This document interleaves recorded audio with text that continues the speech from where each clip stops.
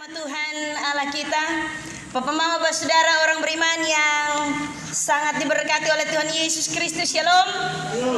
Sekali lagi shalom. Beta mengawali khotbah hari ini dengan mengucapkan selamat merayakan HUT Gemit dan Reformasi. HUT Gemit yang ke-505 dan Reformasi HUT Gemit yang ke-75 dan Reformasi yang ke-505, dan selamat menjalani penutupan bulan keluarga. Bapak Saudara, firman Tuhan ini didasari oleh tema yang diangkat oleh Sinode Gemit dalam memperingati peristiwa iman yang luar biasa atas gereja Tuhan di bawah terang tema gereja yang berdasar pada Kristus, hidup dan melayani dalam tuntunan Roh Kudus. Bapak Saudara orang beriman yang sangat diberkati oleh Tuhan Yesus Kristus, kotong lewat bulan Juni, tapi beta pungkut nanti singgung bulan Juni. Ada yang lahir bulan Juni kok?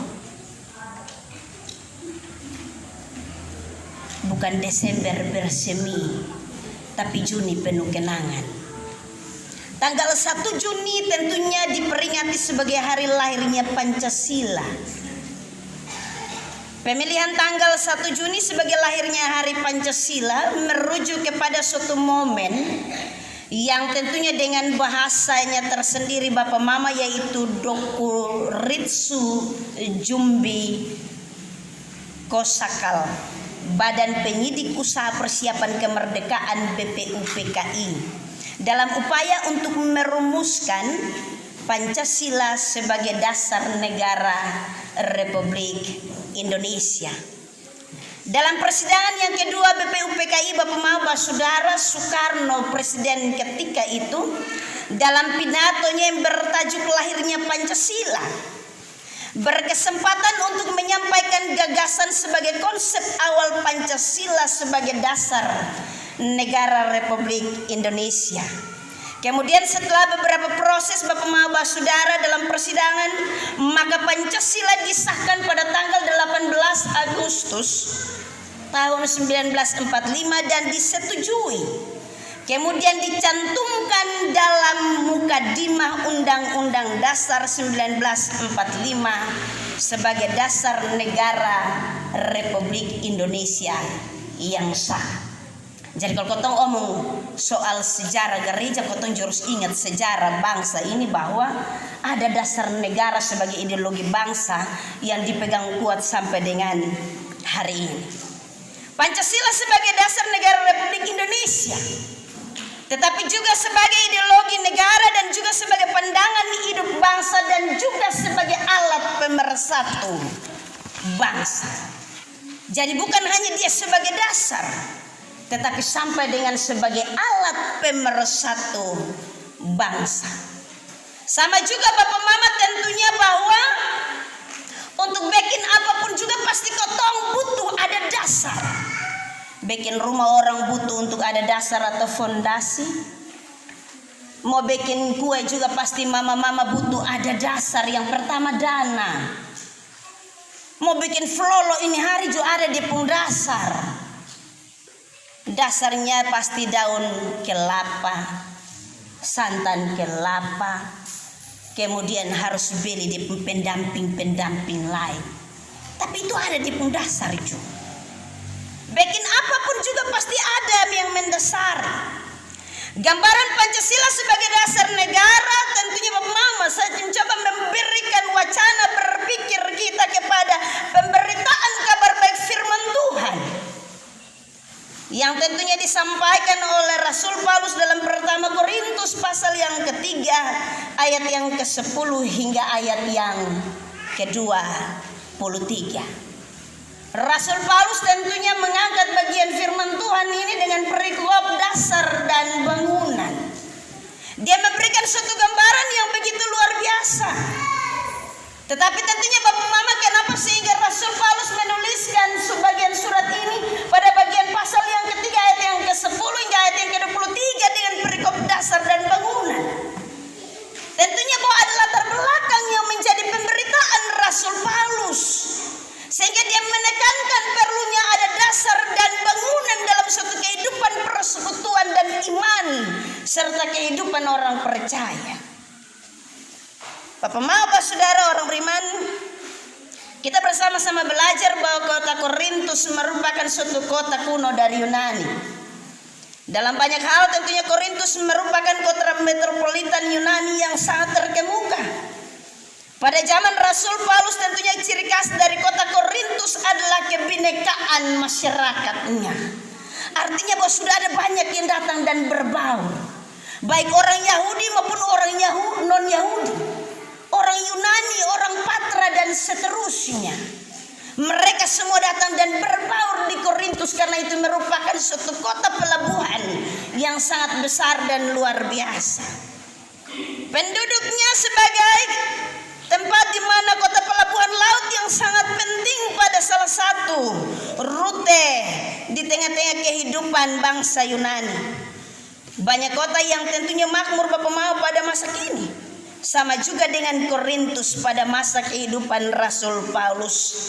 Ada banyak angkatan yang tentunya secara intelektual memiliki pengetahuan yang begitu luar biasa. Kota Korintus kaya secara materi dan bejat juga secara kehidupan moral. Ada begitu banyak budaya-budaya dari luar yang masuk. Ada begitu banyak pengajaran dari luar yang masuk dalam kota Korintus. Yang kemudian Bapak saudara menyebabkan perpecahan dalam gereja yang masih muda yang telah dibentuk oleh Rasul Paulus. Bapak saudara orang beriman, tentunya bahwa perpecahan yang terjadi muncul dari berbagai kelompok-kelompok yang mengklaim diri. Yang pertama ada kelompok Paulus atau kelompok Liberatin. Kelompok ini mendengar khotbah Rasul Paulus tentang kemerdekaan Kristen dan kemudian menyimpulkan bahwa mereka dapat hidup bebas sesuka hati. Dan pada Rasul Paulus menekankan tentang pemberitaan, untuk itu maka kelompok ini kemudian mereka melepaskan kewajiban moral dan kemudian juga mereka tentunya menjalankannya dengan sesuka hati. Ini kelompok yang pertama yaitu kelompok Paulus. Masing-masing mengelompokkan diri buat kotak-kotak. Sama kayak di sini ada kelompok A, kelompok B, kelompok C. Kita sebut saja. Ada kelompok Nome, kelompok Timaubas, kelompok Puai, atau kelompok Bauk dan seterusnya. Masing-masing mengelompokkan diri. Kelompok yang kedua ketika itu adalah kelompok Kefas. Mereka berpendapat bahwa hukum Taurat harus juga dijalankan secara ketat. Dan kebanyakan dari mereka adalah orang Yahudi dan juga orang non-Yunani yang menjalankan hukum Taurat. Yang ketiga Bapak Mama yaitu kelompok Apolos. Mereka mengikuti pandangan Yunani yang klasik. Apolos adalah seorang Yahudi dari Alexandria, seorang yang fasih dan mahir soal Alkitab. Ia fasih dalam menafsirkan kitab suci berdasarkan gagasan-gagasan filsafat. Dengan sendirinya ia dapat diterima oleh orang Kristen pada masa itu. Kelompok yang keempat Bapak Mama yaitu kelompok Kristus. Tentunya Bapak Mama saudara, kelompok ini beranggapan bahwa dirinya adalah kelompok yang berpusat pada pribadi Kristus. Mereka tentunya menghendaki hubungan langsung dari Kristus. Tentunya Bapak Mama saudara orang beriman, keempat kelompok yang hadir ini kemudian menyebabkan perpecahan dalam persekutuan jemaat di Korintus. Jemaat itu mengalami perpecahan akibat perbedaan pandangan yang merusak persekutuan dan tidak membangun iman sesama. Tentunya Bapak Mama saudara orang beriman, dari kaum Paulus menyatakan bahwa mereka mengikut Paulus dan mengajar seluruh jemaat supaya jangan cemas terhadap terjadinya percabulan yang terang-terangan. Itu ada di pertama Korintus 5 ayat 1 hingga ayat yang ke-13. dong pengikut Kristus. Jadi dong bilang percabulan yang terang-terangan itu sonde apa-apa. Siapa mau bikin na bikin. Orang mau dapat lihat kok sonde ju bikin sah. Karena dong menganggap bahwa dong adalah pengikut Paulus dan kemudian dong sudah belajar tentang banyak hal tentang kebenaran. Karena demikian juga dengan kelompok Kefas. Mereka lebih mengedepankan soal makan minum. Tentunya yang diperhatikan adalah makanan-makanan yang telah dipersembahkan di kuil kafir sebelum dijual kepada halayak umum. Demikian juga dengan kaum Apolos. Mereka menyatakan bahwa mereka memiliki hikmat yang lebih unggul dari siapapun. Orang lain sudah lebih pintar dari dong. Di itu Korintus tuh hanya dong saja yang paling pintar. Yang lain itu sudah pakai. Karena terlalu pintar ini maka bapak mama kemudian dong bikin satu kelompok tersendiri. Yang lain kok tentu saya pakai cukup kotong-kotong saya ada di situ. Orang lain mau dipakai ke sonde kok dong saya level dengan kotong. Itu yang terjadi dalam kelompok Apolos. Dan kemudian kaum yang mengklaim diri sebagai pengikut Kristus menyatakan bahwa kebangkitan Kristus telah berlangsung dan mereka juga telah mengalami kebangkitan secara mistis. Karena itu tidak perlu untuk cemas dengan kegiatan-kegiatan percabulan. Dong sonde peduli dengan orang lain yang ada di sekitar. Kok dia mau cabul, kok dia mau cepar, kok dia mau berzina, kok dia mau bikin apa, kok frek di situ. Mengklaim diri paling benar. Bapak Bapak saudara orang beriman. Karena itu dalam teks ini Rasul Paulus hendak menegaskan kelompok-kelompok ini yang kemudian berkembang di Korintus. Rasul Paulus dengan tegas menyatakan bahwa hanya Kristus sebuah jawaban, bukan Paulus, Apolos ataupun Kefas. Ini yang ditekankan oleh Rasul Paulus. Bahwa bukan Rasul Paulus, bukan Apolos ataupun Kefas. Hanya Kristus saja yang menjadi jawaban. Karena dengan melihat bahwa semua mengklaim diri di tempat yang paling benar, paling baik dan paling terhormat, Rasul Paulus menekankan ini supaya jangan ada yang mengklaim diri yang paling baik dan paling benar. Rasul Paulus menyatakan bahwa salib Kristus dan kebangkitannya adalah yang paling utama dari segala sesuatu. Dari kepintaran, dari akal budi, dari hikmat, dari pemberitaan, dari persekutuan, dari kelompok-kelompok tertentu yang mengklaim diri paling benar. Rasul Paulus menekankan hal ini, bahwa hanya salib Kristus dan juga kebangkitan.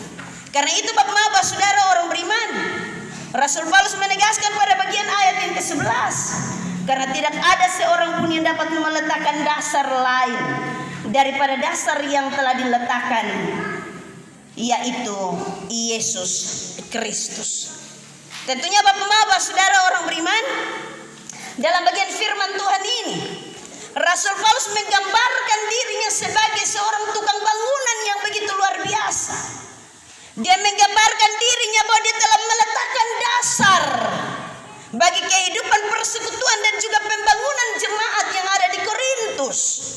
Tetapi bukan supaya dia memegahkan diri di sana, tetapi supaya di sana nama Kristus yang disebut, dipuji dan dipermuliakan. Karena itu Rasul Paulus menyatakan Bapak saudara orang beriman, bahwa kemasyurannya pada bagian ayat yang ke-10 adalah hadiah, bukan karena jasa dan hasil usahanya. Disebut di sana karena kasih karunia, karena anugerah Allah. Karena itu tidak seorang pun berhak untuk kemudian memegahkan diri dan menyombongkan diri, walaupun dia telah meletakkan dasar kehidupan persekutuan jemaat di Korintus.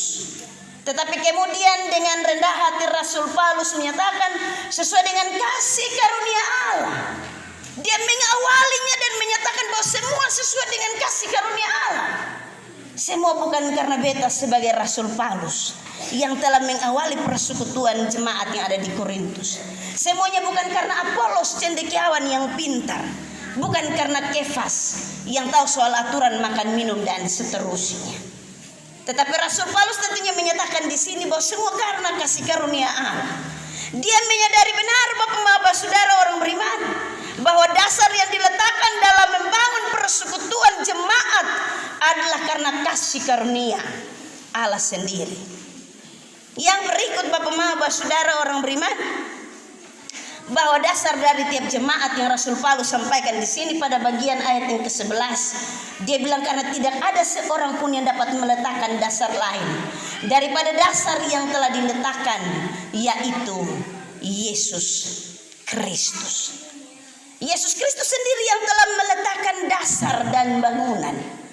Karena itu Rasul Paulus kembali mengarahkan pandangannya kepada Kristus. Dia bukan bilang beta yang capek-capek bentuk ini jemaat, beta yang toko jemaat, beta yang majelis jemaat, kotong yang bawa ini gereja dari sana sampai di sini. Biasanya kalau omong gereja, banyak yang kemudian bangun dan sombong pukul dada. Beta pun bai, kami pun keluarga yang bawa itu gereja dari sana datang sini. Jadi kalau dalam gereja kok pas dong yang bawa itu gereja datang, kemudian bawa ngomong apa-apa baru kemudian gereja son pakai dong pendapat, itu jadi soal. Rasul Paulus menekankan ini, bukan soal siapa yang bawa, bukan soal siapa yang meletakkan, tetapi semua datang dari Kristus Yesus. Dia tahu benar. Karena itu dalam hal ini pun dia tidak menyombongkan dirinya, padahal dia yang telah membentuk jemaat di Korintus. Bapak Saudara orang beriman, dasar itu telah dibangun oleh Yesus Kristus, yang adalah dasar yang tidak dapat binasa, kata firman Tuhan, tidak dapat terbakar seperti material yang lainnya. Pada bagian ayat yang ke-12 dan 13, tentang orang membangun di atas dasar ini dengan emas, perak, batu permata, kayu, rumput kering atau jerami. Sekali kelak pekerjaan masing-masing orang akan nampak, karena hari Tuhan akan menyatakannya, sebab itu ia nampak dengan api, dan bagaimana pekerjaan masing-masing orang akan diuji oleh api itu. Pekerjaan masing-masing orang akan diuji. Kalau waktu lu kerja di gereja, kalau lu makan puji supaya lu bisa tampil orang terdepan, bisa dihormati, bisa dipakai, menjadi segala sesuatu, dalam hal ini menjadi kepala dan seterusnya, maka didasarkan oleh ini. Semua adalah fana. Suatu saat nanti akan diuji. Seorang pendeta juga nanti akan diuji. Ya dibohong banyak-banyak itu benar kusonde. Atau jangan sampai ketika nanti masuk di dapur peleburan dan hangus terbakar dan semuanya sia-sia. Kita semuanya alat dalam tangan Tuhan, dipakai oleh Tuhan. Karena itu tidak ada yang dapat memegahkan diri. Rasul Paulus bilang bahwa suatu saat nanti akan diuji. Karena yang meletakkan dasar satu-satunya hanya Kristus. Rasul Paulus menegaskan Bapak Mama tentang keselamatan merupakan upah. Berarti bahwa ada sebuah kesempatan untuk dapat melakukan pelayanan. Kalau kau ngomong soal upah, upah berarti sebuah kesempatan. Bukan karena kau paling hebat dan paling bisa makanya gereja pakai. Kalau kau mau ngomong seperti itu, maka siapakah mereka yang lain? Omong soal upah di sini yang Rasul Paulus mau sampaikan adalah soal sebuah kesempatan. Bagaimana kau memberikan waktu kita untuk Tuhan? Bagaimana kau memberikan tenaga dan pikiran kita untuk Tuhan? Kesempatan yang Tuhan beri. Penyanyi lagu rohani Pendeta Helmus Latumahina bilang, hidup ini adalah kesempatan untuk melayani Tuhan. Ini dia omong soal upah. Dikumpulkan seperti kita menabung, sedikit-sedikit menjadi banyak. Tentunya kesempatan untuk kita melayani, bukan kesempatan untuk kita menyombongkan diri. Karena kita bisa melakukan pelayanan-pelayanan yang Kristus anugerahkan bagi kita. Tetapi juga dilanjutkan oleh Rasul Paulus, Bapak Mama Bapak Saudara. Dia omong soal dan kerugian berarti kehilangan kesempatan untuk mendapat upah. Dia omong soal kerugian, ini bukan soal materi. Tetapi dia omong soal kerugian di sini, kehilangan kesempatan yang Tuhan beri. Karena kita lebih banyak son pakai sang beta jo biar kau nanti kau lihat sabar diri, kau lihat sekodong bisa bikin kau sonde. Sama seperti ketika kau bangun ini gereja Immanuel Mio, Bapak Mama, ada jemaat yang bilang begini, Nanti kita lihat kok nanti itu pendeta bisa bangun itu gereja keselesaian kosong. Iya. Ini soal kesempatan yang dari Tuhan. Ini soal peluang yang daripada Tuhan. Bukan supaya di sini tiap-tiap orang memegahkan diri bahwa kalau kotong son pakai dia akan jadi apa-apa. Ingat benar, ini pekerjaan Tuhan. Karena itu kotong jangan bahwa kalau kotong son ada di sana nanti itu pekerjaan tidak dapat diselesaikan. Tetapi kita pakai ini kesempatan supaya kita tidak kehilangan kesempatan untuk mendapat upah. Bukan supaya kita dibayar, tetapi supaya kita melihat dengan puas Tuhan telah bekerja dengan baik dalam setiap kesempatan. Bapak Maba saudara orang beriman yang sangat diberkati oleh Tuhan Yesus Kristus. Tetapi juga di situ Rasul Paulus menegaskan soal bait Allah yang adalah jemaat Korintus itu sendiri. Dia omong soal gereja. Gereja bukanlah bangunannya, tetapi gereja adalah orangnya. Yang Rasul Paulus singgung soal bait Allah adalah ketika kehidupan jemaat di Korintus itu harus menunjukkan dirinya sebagai jemaat, sebagai gereja, sebagai bait Allah yang sesungguhnya. Ini yang dimaksudkan oleh Rasul Paulus. Bukan soal siapa pun gereja paling besar, siapa pun gereja paling megah, siapa pun gereja di kolektif paling besar, siapa pun deposit dan juga tabungan di bank lebih besar. Tetapi Rasul Paulus maksudkan di sini adalah jemaat di Korintus itu sendiri. Bait Allah adalah kita sendiri, gereja adalah kita sendiri, yang tentunya harus dibangun untuk kemudian dari hari ke hari menjadi berkat bagi jemaat dan kehidupan pelayanan. Bapak Maba saudara orang beriman yang sangat diberkati oleh Tuhan Yesus Kristus. Tentunya bahwa perpecahan dalam jemaat di Korintus terjadi karena mereka memusatkan pikiran mereka kepada diri sendiri, kata firman Tuhan ini. Pada bagian ayat yang ke-16 hingga ayat yang ke-17, masing-masing orang memegahkan diri, masing-masing orang mengklaim diri, masing-masing orang memusatkan pikirannya untuk kepentingannya sendiri. Rasul Paulus menekankan ini kepada jemaat di Korintus. Kalau mau supaya ini gereja tetap berdiri, ini persekutuan jemaat tetap ada dengan dasar yang telah diletakkan oleh Kristus, maka jangan masing-masing orang mengklaim diri paling benar. Maka jangan masing-masing orang mementingkan dirinya sendiri, tetapi lebih berfokus kepada Allah saja. Ini yang ditekankan oleh Rasul Paulus, Bapak Maba saudara. Dia juga menegaskan bagi mereka yang mengandalkan hikmat dan kepintaran bahwa semuanya itu sia-sia di hadapan Tuhan. Siapa yang mengandalkan hikmat dan kepintaran sia-sia di hadapan Tuhan. Rasul Paulus menegaskan ini supaya kemudian jemaat bertumbuh hanya karena kasih karunia Tuhan bagi tiap-tiap orang. Dia menasihatkan dan juga menegaskan jemaat di Korintus bahwa semuanya adalah milik Kristus. Ingat, bukan soal Paulus, Apolos ataupun Kefas. Yang ditegaskan oleh Rasul Paulus, Bapak Maba saudara, dia bilang begini, ayat yang ke-22, baik Paulus, Apolos maupun Kefas, bagi baik dunia hidup maupun mati, baik waktu sekarang maupun waktu yang akan datang, semuanya kamu punya. Tetapi kamu adalah milik Kristus dan Kristus adalah milik Allah. Semuanya berpusat, berporos dan didasarkan oleh Kristus. Bukan soal siapa, tetapi semuanya didasarkan oleh Kristus. Rasul Paulus tentunya menegaskan hal ini, Bapak Mama, supaya tidak lagi terjadi perpecahan dalam persekutuan kehidupan di tengah-tengah jemaat di Korintus. Bapak Maba saudara orang beriman, hari ini kita ada di dalam perayaan HUT Gemit yang ke-75. Kita ada dalam perayaan reformasi yang ke-505. Tetapi juga kita menutup perayaan bulan keluarga. Firman Tuhan ini datang dan menjadi dasar bagi kita tentunya bahwa reformasi telah diletakkan oleh Martin Luther dengan 95 dalil yang diangkat untuk kemudian membawa gereja kepada hakikat yang sesungguhnya, yaitu kembali kepada Alkitab, kembali kepada Kristus, dan juga kepada iman yang sesungguhnya.